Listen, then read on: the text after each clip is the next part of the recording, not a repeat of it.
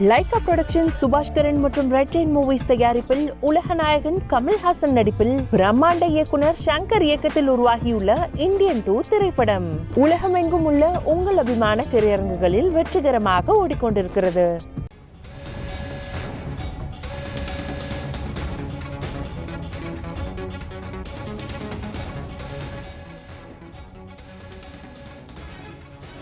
தற்போது நம்முடைய இணைப்பில் அதிமுக முன்னாள் நிர்வாகி திரு புகழேந்தி இணைந்திருக்கிறார். அவரிடம் பேசலாம். சார் வணக்கம்.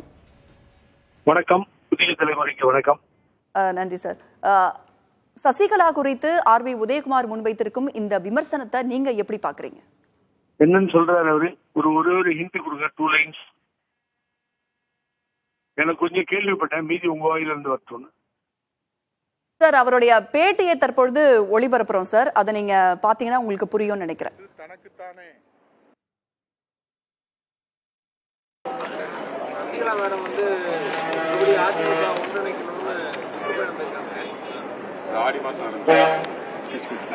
பழனிசாமி சாரும் கொஞ்சம் இறங்கி வர மாதிரியான ஒரு உங்களுக்குலாம் தெரியும். ஐயா காளிமுத்து அவர்கள் அடிக்கடி சொல்லுவாங்க, இந்த கறந்த பால் மடி புகாது, கருவாடு மீன் ஆகாது. மீன் கருவாடாகலாம், ஆனா கருவாடு மீன் ஆகாது. இப்ப இருக்கிற நிலைமை என்னன்னா, கறந்த பால் மடி புகாது, கருவாடு மீன் ஆகாது. இந்த நிலைமையில இந்த மாதம் அனைத்திந்திய அண்ணா திராவிட முன்னேற்ற கழக தொண்டர்கள் மிகவும் கவனமாகவும் விழிப்புணர்வோடும் எச்சரிக்கையோடும் இருக்க வேண்டிய தருணம் இது. நான் யாரையும் குறைத்து மதிப்பிட்டோ அவதூறு பரப்புவதற்காக இதை நான் சொல்லவில்லை. வரலாறை நான் நினைவு கூறுகிறேன். 33 ஆண்டு காலம் அம்மா அவர்களோடு இருந்து ஆட்சி நிர்வாகத்திலே ஆர்பி உதயகுமார் அளித்த பேட்டியை நீங்க கவனிச்சிருப்பீங்க, புரிஞ்சிருக்கும்னு நினைக்கிறேன். அதிமுக தொண்டர்கள் ரொம்ப கவனமாகவும் விழிப்புணர்வோடும் எச்சரிக்கையோடும் இருக்கணும் அப்படிங்கிற ஒரு கருத்தை முன் வச்சிருக்கிறாரு. சாதிய பின்புலத்தை பயன்படுத்தி சசிகலா அவரை வளர்த்து கொண்டார் அப்படின்ற விமர்சனத்தையும் ஆர்வி உதயகுமார் முன் வச்சிருக்கிறாரு. இந்த விமர்சனத்தை நீங்க எப்படி பாக்குறீங்க? சூப்பரா சொன்னார். அந்த அண்ணன் காளிமுத்து கவிதை நடையே சொன்னார். கருவாடு மீனாகாது, கறந்த பால் மடிப்புகாது, கிழக்கே உதிக்கும் சூரியன் மேற்கே உதிக்காது, காகிதப்பூ மணக்காது. இப்படியெல்லாம் அண்ணன் காளிமுத்து அவர்கள் அன்றைய தினம் கவிதை நடையில ஏவுகணைகள் போல வார்த்தைகளை கொட்டியது அம்மாவிற்கு எதிராக என்பது நாடறியும். அந்த அம்மாவை எதிர்த்துதான் இந்த வார்த்தைகளை பயன்படுத்தினார்.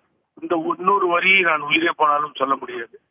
அந்த வார்த்தைகளை பயன்படுத்திய காளிமுத்து அவர்களை அன்போடு அரவணைத்து கழகத்தில் இணைத்து அவரை சபாநாயகர் இந்த உச்ச பதவிக்கு அமர வைத்து அழகு பார்த்தவர் புரட்சி தலைவி அம்மா அவர்கள்.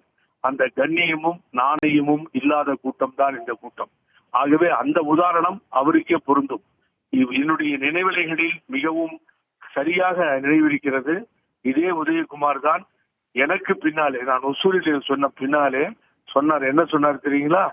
சின்னம்மா அவர்கள் முதலமைச்சராக வர வேண்டும் என்று முன்மொழிந்து அதை நடைமுறைப்படுத்த வேண்டும் என்று சொல்லி அவர் கால்களிலே விழுந்து வேண்டி கேட்டுக்கொண்டது இந்த உதயகுமார்.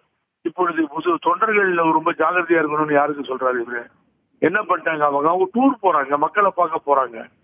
ஜாதிய பின்புலத்தில் எல்லாம் புகழேந்திக்கு நம்பிக்கையே இல்லை. புதிய தலைமுறைக்கு நான் பதிவு செய்கிறேன். ஆண்டிப்பட்டி என்ன புரட்சி தலைவி அம்மாவினுடைய ஜாதியா?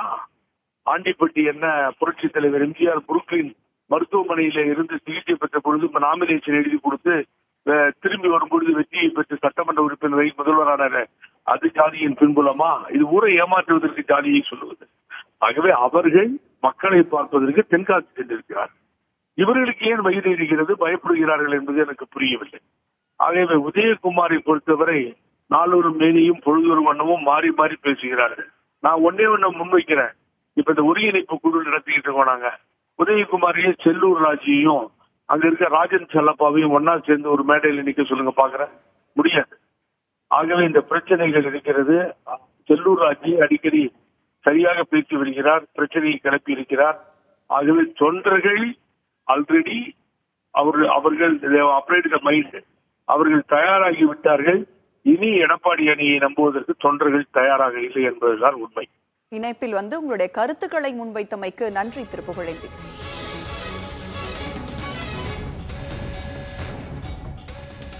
அதிமுகவில் சசிகலாவுக்கு இடமில்லை என்றும், சசிகலா அவர் சார்ந்த சமுதாயத்திற்கு என்ன செய்தார் என்பதை சொல்ல தயாரா என்றும் ஆர்.பி. உதயகுமார் கேள்வியினை முன்வைத்திருக்கிறார். பல்வேறு விமர்சனங்களையும் அவர் முன்வைத்திருக்கிறார்.